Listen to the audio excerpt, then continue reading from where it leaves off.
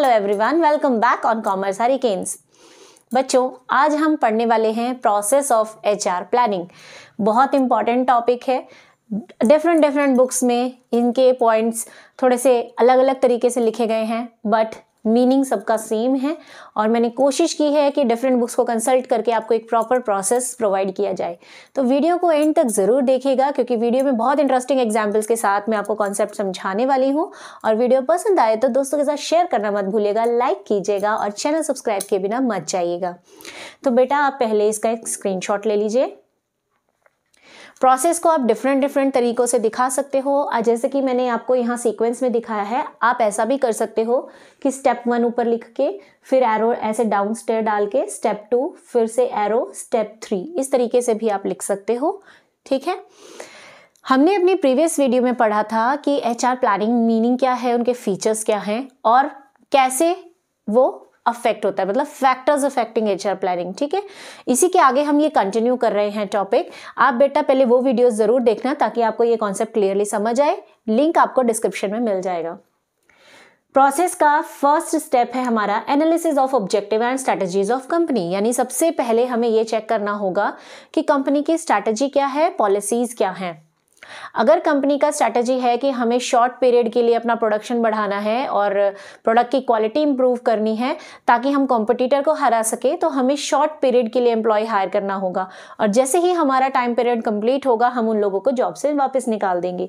इसको एक एग्जाम्पल से समझते हैं।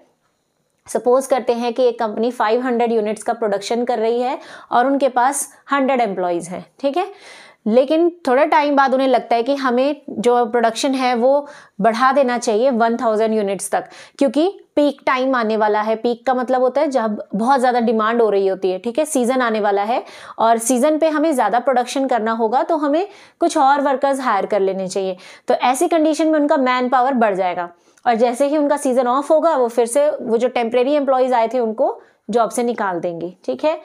तो सबसे पहले हम अपना ऑब्जेक्टिव देखते हैं कि क्या ऑब्जेक्टिव है और क्या स्ट्रैटेजीज हैं, ताकि हम ये देख सकें कि हमें कितना मैन पावर चाहिए। ठीक है।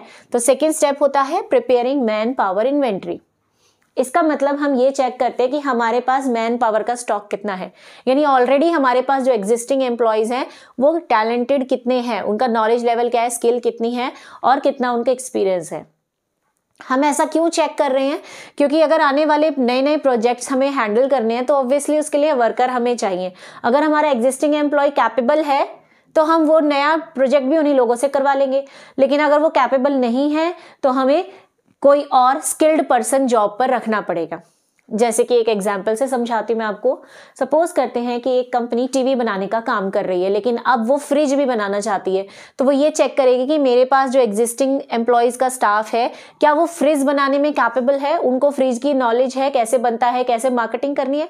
अगर उनको नॉलेज नहीं है तो ऑब्वियसली हमें दूसरे लोग हायर करने पड़ेंगे जो फ्रिज का कॉन्सेप्ट जो है, मतलब प्रोडक्ट है, उसके डिपार्टमेंट को हैंडल करेंगे। ठीक है जी। नेक्स्ट आता है हमारा एचआर डिमांड फोरकास्ट। अब आपने ये तो देख लिया कि आपका ऑब्जेक्टिव क्या था, आपने ये भी देख लिया कि आपके पास जो एग्जिस्टिंग एम्प्लॉयज हैं वो कैपेबल है या नहीं। अगर वो कैपेबल नहीं है, उतना नॉलेज उनको नहीं है, तो ऑब्वियसली हमें नए लोग रिक्रूट करने पड़ेंगे। अब नए लोग कितने लेकर आने हैं ये सोचना होता है एचआर डिमांड फोरकास्ट। अब ये कोई अंदाजा नहीं है कि 10 एम्प्लॉय ले आओ या 50 एम्प्लॉयज ले आओ। कुछ फैक्टर्स को ध्यान में रखते हुए हम सोचते हैं कि हमें कितने एम्प्लॉयज और हायर करने चाहिए, और वो फैक्टर्स हैं ये। जब आप एक्सप्लेन कर रहे होंगे पॉइंट्स को इनको, तो ये फैक्टर्स आपको इस थर्ड पॉइंट में एक्सप्लेन करने हैं। ठीक है।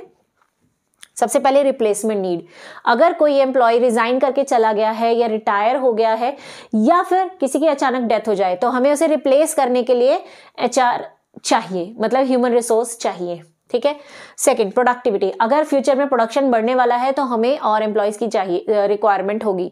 ठीक है जी। Next, growth and expansion. अगर कंपनी जो है डिफरेंट ब्रांचेस ओपन करने वाली है अलग अलग शहरों में या अलग देश में, तब भी हमें ज़्यादा एम्प्लॉयज़ की रिक्वायरमेंट होगी।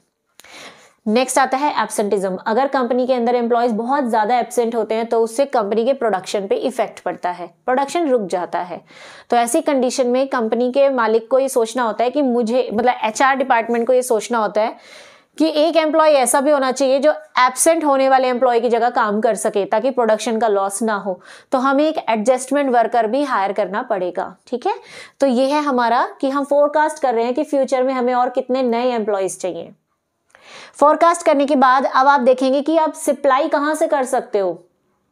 आपने ये तो देख लिया कि आपको कितने एम्प्लॉयज चाहिए, अब वो एम्प्लॉयज कहाँ से लेकर आओगे ये भी तो सोचना है, ठीक है। ऐसा तो नहीं है कि ऑफिस के बाहर गेट खोला और वहां एम्प्लॉयज की लाइन लगी है कि आजा भाई आजा कंपनी में आजा, ऐसा तो नहीं होता। एम्प्लॉयज कहीं से तो लेकर आने हैं। तो एचआर डिपार्टमेंट सोचता है कि मुझे कहाँ से सप्लाई करनी है एम्प्लॉयज की कंपनी के अंदर, ठीक है। अब एम्प्लॉयज को सप्लाई करने के बहुत से ऑप्शंस हैं, जैसे कि आप कैंपस रिक्रूटमेंट कर सकते हैं, यानी स्कूल कॉलेजेस में जाकर डायरेक्ट प्लेसमेंट कर सकते हो, या एडवर्टीजमेंट के थ्रू आप लोगों को हायर कर सकते हो, ठीक है। या फिर देखा जाए तो रिकमेंडेशन के थ्रू भी हम किसी, यानी सिफारिश के थ्रू भी हम किसी को जॉब पे रख सकते हैं। तो हमारे पास डिफरेंट सप्लाई के तरीके हैं, इंटरनल सोर्सेज हैं, एक्सटर्नल सोर्सेज हैं, जो कि एक अलग टॉपिक है, उस पर हम नेक्स्ट वीडियो बना लेंगे, ठीक है। आने वाले वीडियोज में हम उसके बारे में बात करेंगे। अब आपने ये देख लिया कि डिमांड आपको इतनी चाहिए और सप्लाई कहाँ कहाँ से हो सकती है। अब आप ये देखेंगे कि मैन पावर के प्लान्स क्या हैं, यानी कि आपको ये तो पता लग गया कि कहाँ कहाँ से आपको अच्छे एम्प्लॉयज मिल सकते हैं, लेकिन उन एम्प्लॉयज को बताना भी तो है कि भाई मेरी कंपनी में वैकेंसी है और हमारी ये रिक्वायरमेंट है, इतना एक्सपीरियंस चाहिए, इतना एजुकेशन लेवल चाहिए, ये हमारी सैलरी है, तो भैया आओ और कंपनी में अप्लाई करो, ठीक है।